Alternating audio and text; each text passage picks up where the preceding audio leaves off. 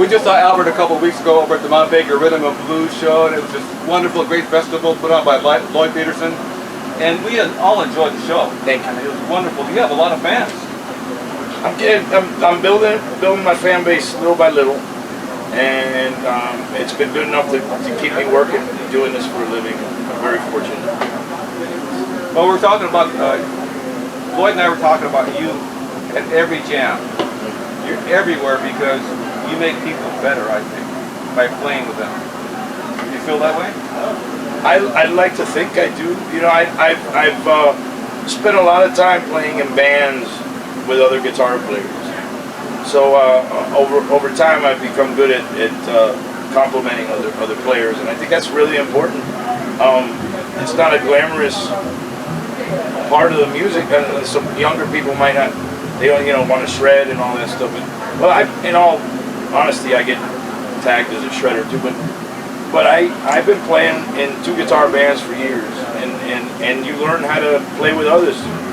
And then certainly playing with Junior Wells was a big step in learning how to do that. So yeah, I love to do that. You know, that's why I think me and Mike Zito, when we play together, work so well together on this great tour, because we just have a feel for what each other's going to do. And that's very important in music. You know, you have to be sensitive to the song and to the players around you. The Blood Brothers. Exactly. I thought that was great. Thank you. You guys really, when you lean on each other on the stage the first night, I love that part. That was so good. Now, how did you ever get started playing a guitar? Did you have your parents give you one? My uncle played, and no, my parents were, my dad wasn't for it when I started playing. He wasn't really a musical person.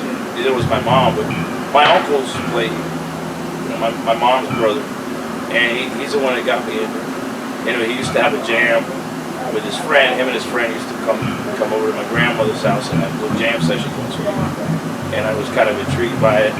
So my uncle taught me my first 3 chords when I was like 12, and then he moved, and I learned the rest myself by ear. It's 12 years. I've been doing it since I was 12 years old. Well, tell us about your newest album. I Got Love. Yep. It's doing very well. It was inspired by the events of the last 2.5, 3 years of my life, and it was about losing your job, and adjusting and adapting, and getting your job back, and becoming triumphant again. Pretty much what the last 2.5 years were. I was unemployed. I was either unemployed or sick with COVID. How many times did you get it? I got it once, but it kicked my ass for 6 months. Wow. It took me 6 months to really get over it. And overall there were I encountered some positive things for the most part from it. I learned to become more frugal. I certainly learned, because it was our depression moment. For musicians, it was our Great Depression. I know some places, some areas of commerce where were able to survive, but the music industry suffered really the worst of most of the professions out there. So it made me more thrifty, more responsible with money, and I took better care of myself because I was burning. I've been doing this for a long time, and I'm a casual drinker, and I only like drink when I play. The problem is we were touring 200 days a year for the last 5 years, and I've been doing this for 25 years, 30 years. So it started to catch up to me, and when the pandemic happened, it kind of slowed me down, and I was able to reflect on what I needed to do to get myself back in shape.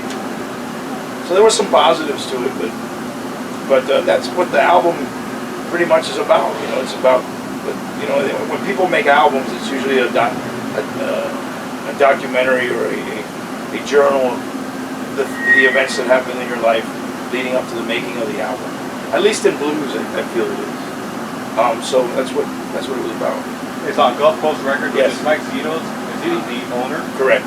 Wow. CEO. I hate to say it.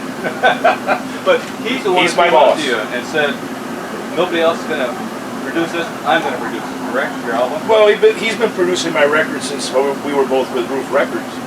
The German company. Correct. Yes. Correct.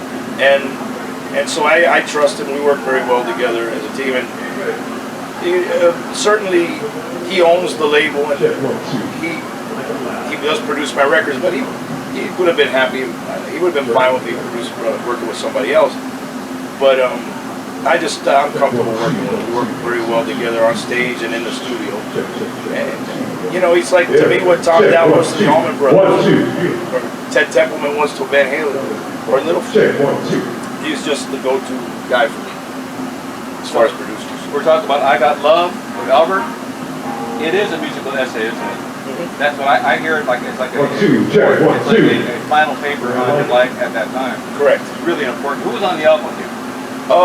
My touring band at the time, which was Ephraim Lowell on the drums, who's still with me, and Justine Tompkins was my bass player back then. When we recorded it, she's no longer with the band. She started a family. But yeah, that was my band. That was it. It was just us three. Great band. Well, your uncles had you start playing. Why did you start playing the blues? Well, I was in junior high. You know, I got into it from Eric Clapton. How else does a middle-class white kid get into blues except through white rockers? And it was Clapton that I got into it, and I started to mess around with probably around 14 years old. And then, but I had and listen to B.B. King and John Mayall and Otis Redding. But I hadn't really gotten around to Muddy Waters until I was 16. I bought my first Muddy Waters album. And that was when I knew what I wanted. It was hard again. I love that album. It's the best. Yes. I thought it was his greatest album. Johnny told me that he did all those songs in one take. I didn't know that. I'll be darned. Yep. So your first band was called the Miami Blues Authority, correct? Correct. And how old were you at that point? I was about 20, 19 or 20, and those guys were all like much older than I was. But they had a great knowledge of music, and I got into a lot of different bands like Little Feat, some bands from the Midwest like the Blue Band and Mont Cranston, and the Commander Cody. They were very influential, that first band of mine. And then Little Feat was here last I night. know, it was great to see him. Oh, it was amazing. I love the show, and it's Scott Sherrard did an incredible job doing Lowell's parts and Paul Barrett's parts. Tremendous guitar player and a tremendous band. Billy Payne's a genius. Kenny Gradney and Sam Clayton, Fred Tackett. What a band! You know, what a great band. Everybody's dancing. I love the graphics in the background. They remind me of Fillmore days. You see that kind of stuff all the time, and it's wonderful. We're talking about Junior Wells too, Albert. Yes. Was he a great band leader? Yes. He was a tough guy. He could be tough. He could be difficult at times, but he was a great boss, and he was a good guy, and he's the one that got me out of the welfare office that I was working in. He changed my life, and I learned a lot from him as a band leader. You know, how to cue a band, how to connect with an audience was probably my greatest lesson. Like before he came along, I was just all wrapped up in just playing guitar and not really engaging with the audience. But I didn't really realize it until touring with him for a year. That's as important as musical proficiency, to be able to connect and be vulnerable and open up to your audiences and share your music and your feelings with them. It's quite a gift. He had an incredible gift with him. I think that's one of the things that made him great, other than his singing and his harmonic. Well, when I see you on stage, you're all over the stage. You are connected with the audience. They love that about you. That you're there for them. Well, I'm one of them too. You know, I'm a fan. That doesn't go away just because I play music. Doesn't mean I don't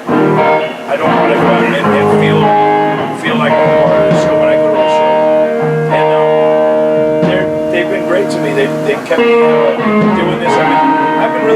I've been doing this professionally since 1997. I was playing in bands 10 years prior. Junior levels. But I built my fan base up since 1997. When I was a sideman, they've been great to me. I give them everything. So I'm always going to give them everything I have. You do great awards. I got one in 2020 for Rock of the Year, Masterpiece, and then this year I won Blues Rock Artist of the Year, which was for me was really surprising.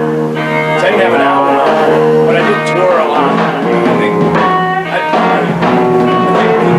there weren't a lot of people touring last year. They were just starting to come out. And I was out there doing it. Mike was touring a lot too, and so was Tab. I think we were the 3 most touringest artists out there last year. So I started thinking, well, maybe they're just recognizing me for the fact that I was touring a lot. It was really an honor to win that one and to be able to win in person at the actual awards. The first one I won was done virtually because of the pandemic. Yeah, because we were on lockdown. So it's kind of heartbreaking in a way, but kind of justification. Oh, it was great. It was great winning that because my friends, they were watching it by satellite, closed circuit, and when I won, a bunch of my friends drove to my neighborhood and started circling the block, started honking their horns for me, and it was still special. But it was really special to win it in front of all my peers in person, and to be able to thank all the people that I've been wanting to thank my whole life.